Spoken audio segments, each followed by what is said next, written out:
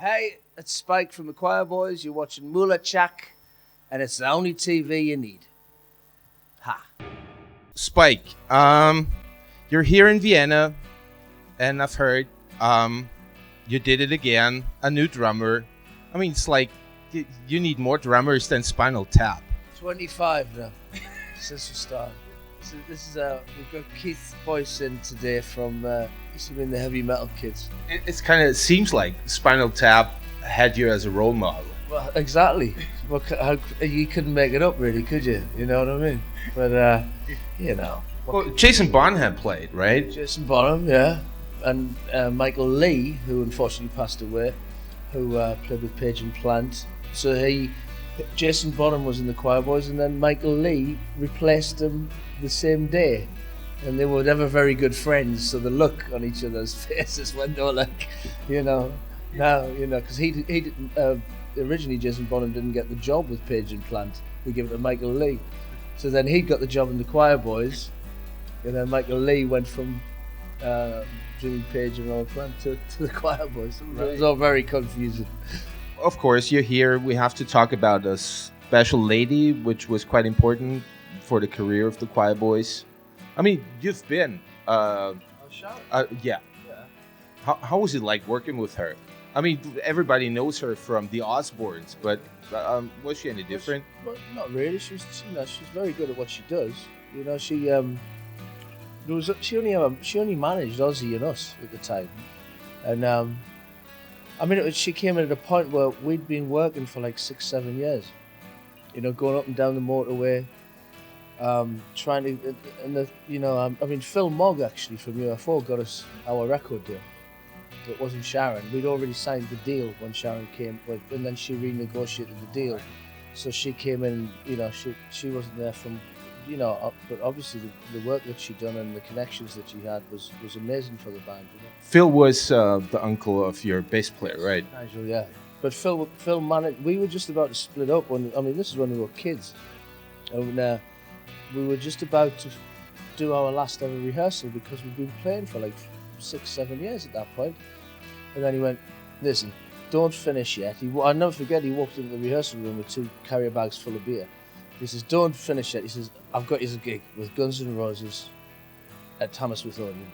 He says, "Do that and then split up." No, we're like, but we had no equipment. We had no guitars, amps, and then luckily he gave us all of UFO's equipment and all of UFO's road crew.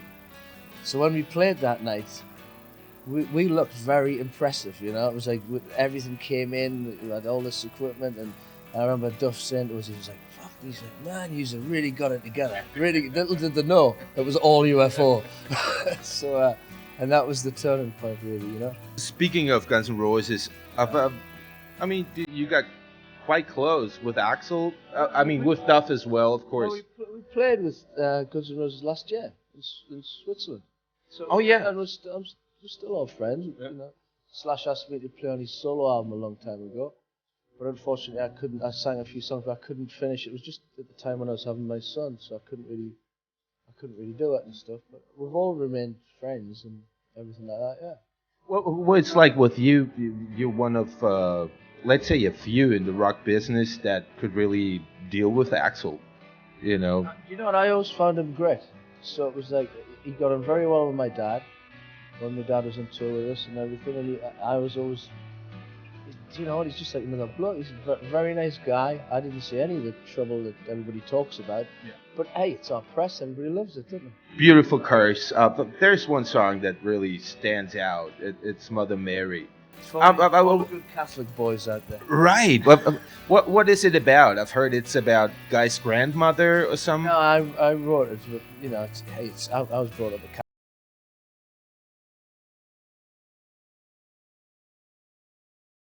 It blends into both things, you know. Guy comes from a very strong Catholic family on the Irish side of him, and so do I. So it was like there's a lot of religion in our songs. Have you not noticed? We don't always write about strippers and drinking. You're hotter than Stryper. Oh yeah. Monsters of Rock, of course, 1990, Donington. Yeah. I've been there. I remember backstage it was like a family trip. out in the green, kind of. I mean, Yeah. there were kids all over. Well, the thing is, I had all my sister's kids there. Steven Tyler had all his kids there. Oh, Liv Tyler was there. She must have been around 12 or something. 14 or something. Yeah. And she became a very good friend of Nigel's and everything later on and all that. But it was quite strange that day because they had a creche, didn't they? As well for all the kids to play in backstage. But it was so different then because I preferred it because it was like there was only 5 acts on, I think. Yeah. Instead of now, I went up there to see Rammstein last year, and I couldn't believe the size of it and all the different bands on it. I know we played the year before, but it's completely different now to what it was. Back then it was it Whitesnake headlining, Aerosmith? Whitesnake, Aerosmith, and Jimmy Page going up. Right. And Poison, Us and Thunder. Yeah. So it was a great day. Oh, I left with Thunder that night, I think. on the tour bus. I think so, yeah. Well, BBC was broadcasting the whole festival live, right? Yeah, and everybody was swearing. There was hell on. Yeah. Yeah. They never did it again. No, they didn't. Not live, anyway. Hey, it's Spike from the Quireboys. You're watching MULATSCHAG, and it's the only TV you need.